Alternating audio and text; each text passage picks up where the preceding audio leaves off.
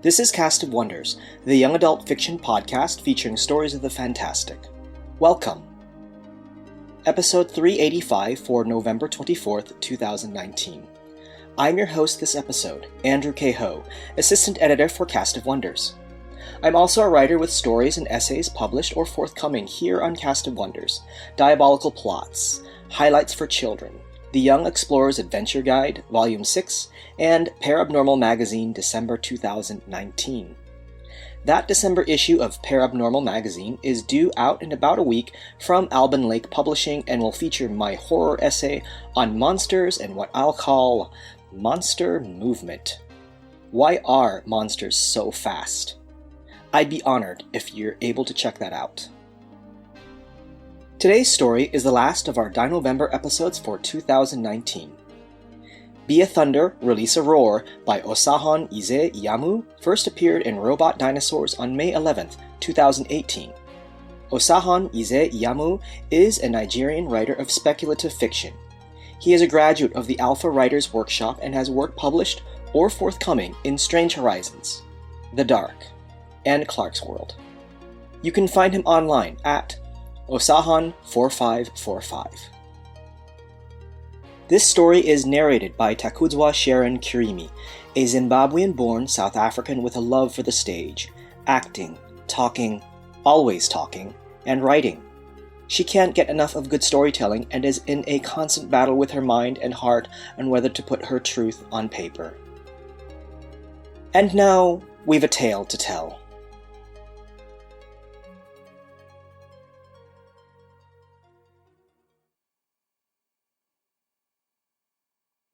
Be a Thunder, Release a Roar by Osahon Ize Iyamu, narrated by Takuzwa Sharon Kirimi. It's January 2028 and young Uwaila watches the TV, fixated at what's right in front of her. The dinosaurs appear with a mighty boom, with feet that hit the earth like a rumble. They make everything look so small. All humans look so little. Make everybody afraid.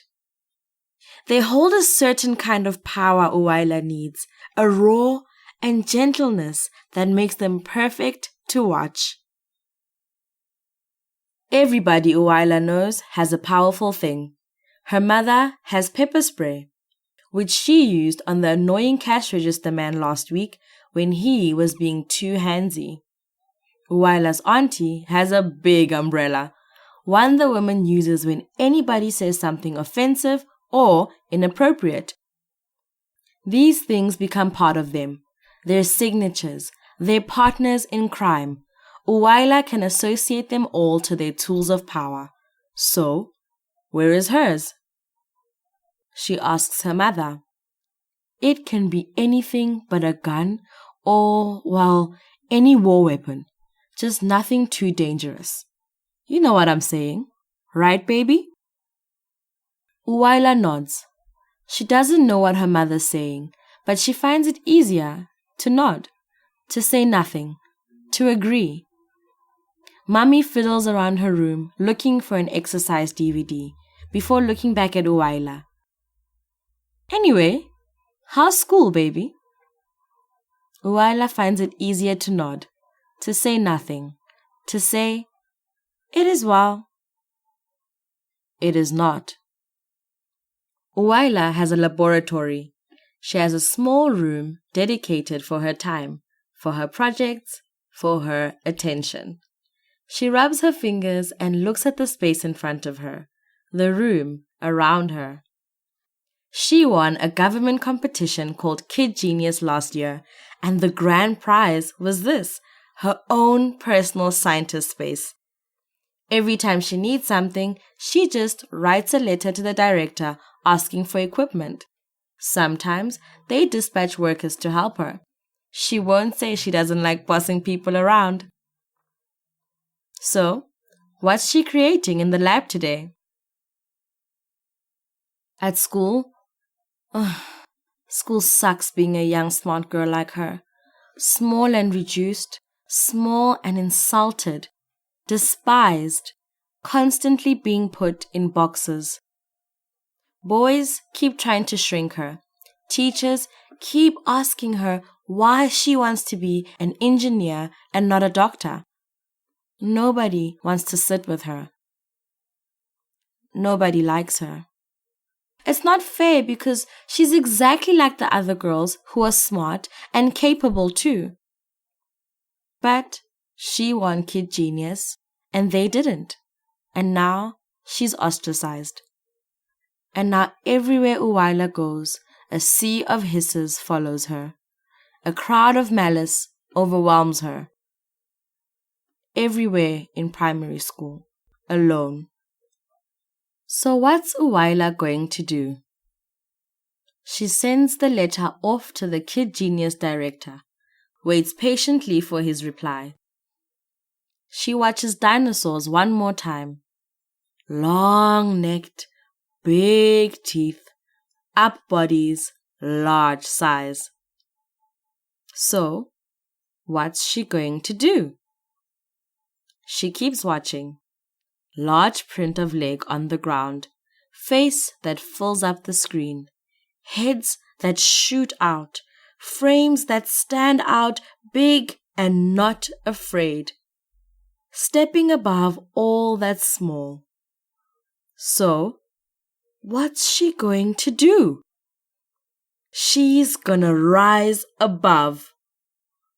As if on cue, the director hits her with a "got it," and a smiley face projects from her email. It fills her heart.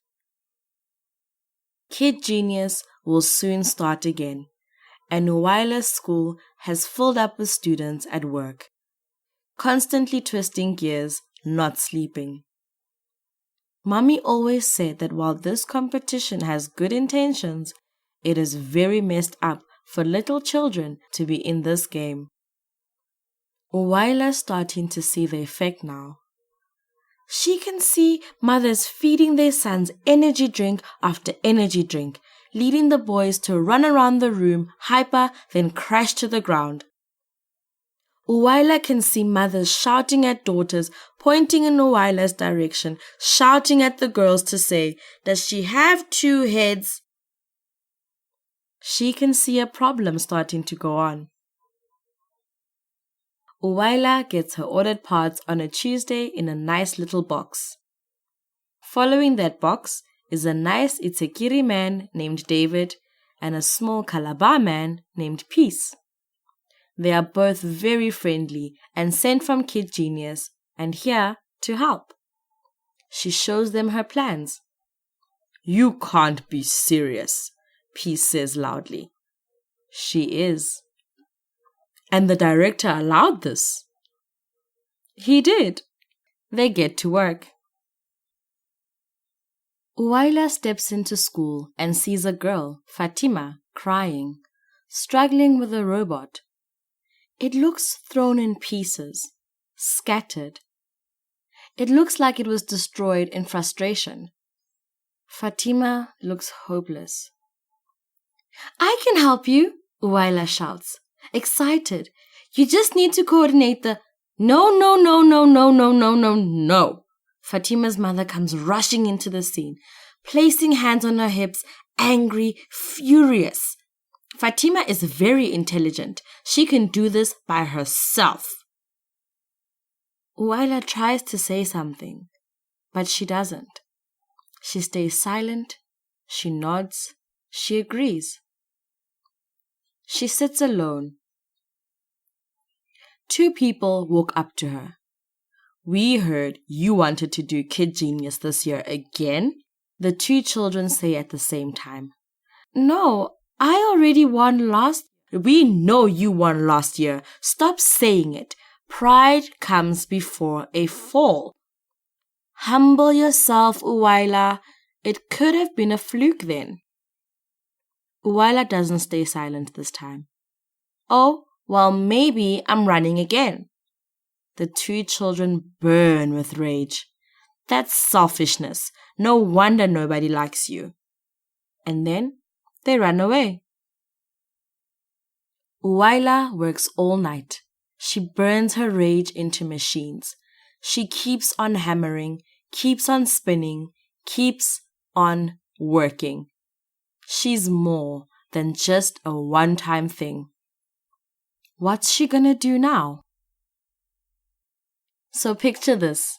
The day of the performance and Kid Genius comes to Bright Minds Grammar School, ready to evaluate.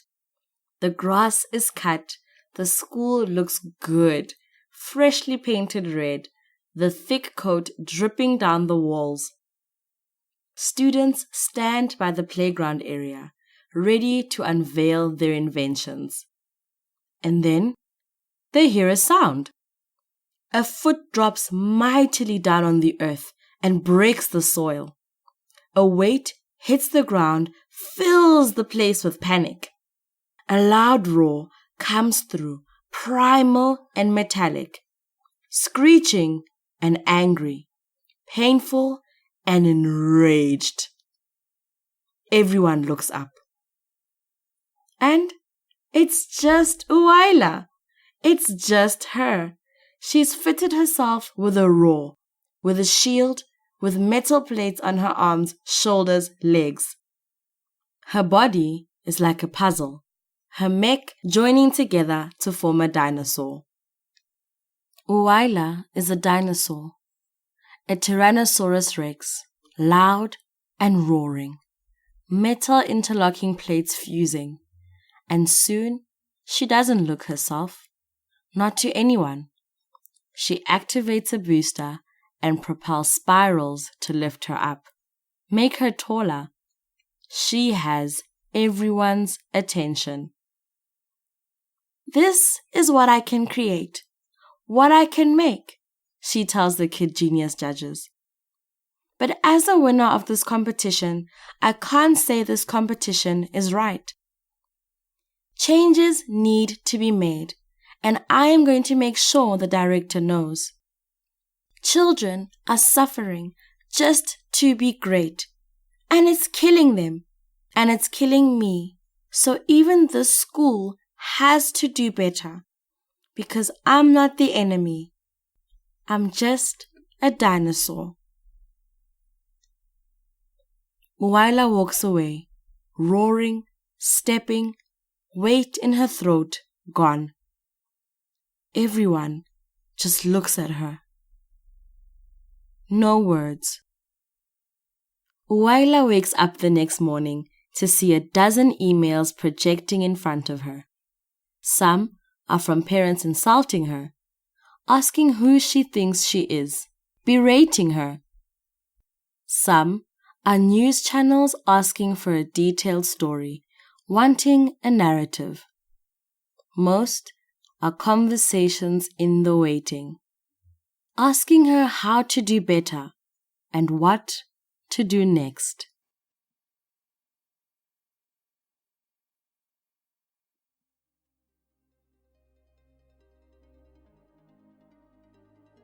We were originally going to air just 2 stories for Dinovember 2019, but we had some extra funds in our budget, so I recommended Osahan's story.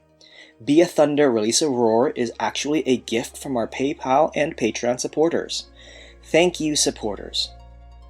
The reason I suggested Be a Thunder, Release a Roar as a possible third Dinovember episode is because this story has a uniquely YA issue that I, as an American educator, see in my job. The very real pressure school children currently endure for academic achievement. The students I encounter cram for scholarships, college achievement tests, and so on.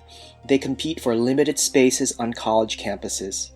School districts are judged on standardized test results, which affects funding and allocation of resources.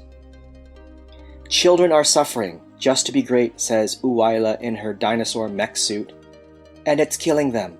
And it's killing me. Osahan's story and its themes of obsessive achievement in schools are part of a larger conversation beyond the scope of our podcast, but it urges us to remember, our children make us great. They're the best of who we are, regardless of how well they scored or what their transcripts say. For our younger listeners, please remember, you are more than enough. Cast of Wonders is a podcast dedicated to your importance. We curate and publish stories we hope will inspire you. So if you want to be a dinosaur, be one. If you're a trans person who has to hide from bullies, we hope you ride to prom on a robot dinosaur.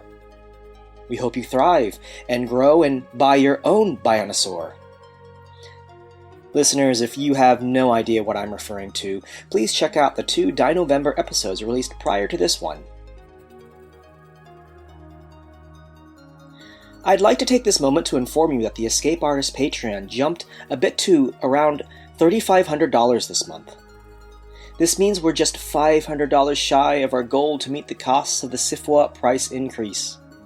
I'll give the link so that you can see for yourselves www.patreon.com/EAPodcasts/merch. Patreons at the $5 a month level and higher can be added automatically to the EA Discord server. Join us again next time. We love bringing you the best audio fiction week after week, but we can't do it without your support. Your donations pay our authors, our narrators, our servers, and our staff, and this includes Osahan's story for this episode. Please consider supporting us with a monthly donation through either PayPal or Patreon. You can also review us on Apple Podcasts, request us on Spotify, and consider the stories we publish for award consideration. There are lots of ways you can help. Join the discussion on the EA Forum, forum.escapeartist.net, or visit on Twitter at Cast of Wonders. Come say hello. Cast of Wonders is a production of Escape Artists Incorporated and is brought to you by editors Marguerite Kenner and Catherine Inskip, assistant editors Andrew Cahoe and Carissa Sluss, associate editors Tanya Belzpalco, Amy Brennan, Alicia Caparasso, Trace Fontel, William Heitminer, Sean Proctor, Ray O, Susie Rodriguez, Emma Smales, and Chris Tang. Art Director Alexis Goebel, Community Manager Danny Daly, and our audio producer Jeremy Carter. Our episodes are released under the Creative Commons Attribution, Non-Commercial, No Derivatives 4.0 International License. That means you can download or listen to the episode on any device you like, but you can't change it or sell it. Our theme music, Appeal to Heavens, is by Alexei Nav and available from Promo DJ or his Facebook page. Thanks for listening!